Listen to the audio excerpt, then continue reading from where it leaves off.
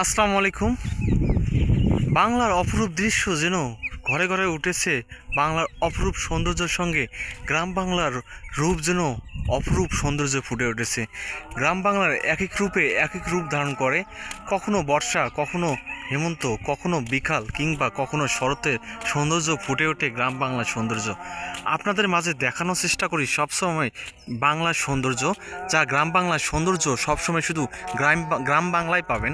শুধু শহরে যারা থাকেন তারা হয়তোবা গ্রাম বাংলায় এই সৌন্দর্যগুলো উপভোগ করতে পারেন না। আসলে গ্রাম বাংলার সৌন্দর্য সবসময় সবুজ শ্যামল থাকে। যখন বর্ষা মৌসুম থাকে, বিশেষ করে এই বর্ষা মৌসুমে গ্রাম বাংলার রূপ যেন এমন রূপ ধারণ করে যা আপনার মনকে প্রলুব্ধ করে শান্তি ফিরে নিয়ে আসে।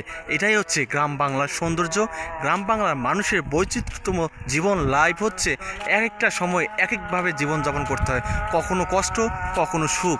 দেখুন, এখন হচ্ছে কৃষক ভাই বা যারা কাজ করতেছে তারা হয়তো বা সময়ের সঙ্গে সঙ্গে এই কষ্ট করতেছে। যখন তারা এই ফসলটা তাদের বাসায় উঠবে, তখন আপনারা তারা অর্থাৎ কৃষক ভাইরা তখন খুঁজে পাবে সুখ।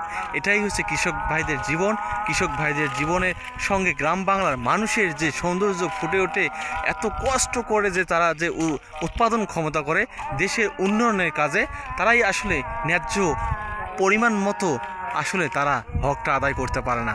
আসলে কি আর বলার, এটাই গ্রাম বাংলার সৌন্দর্যের সঙ্গে মানুষের কিছুটা কথা তুলে ধরলাম আপনাদের মাঝে। যদি আমার ভিডিওগুলো আপনাদের মাঝে ভালো লেগে থাকে, বেশি বেশি শেয়ার করবেন, লাইক করবেন, কমেন্ট করবেন। যারা ইউটিউব চ্যানেল থেকে দেখবেন আমার ইউটিউব চ্যানেলটা সাবস্ক্রাইব করবেন, আর যারা পেজ থেকে দেখবেন তারা আমার পেজটা ফলো করবেন। বেশি বেশি শেয়ার করবেন, লাইক করবেন, কমেন্ট করবেন। সবাইকে ধন্যবাদ। আসসালামু আলাইকুম।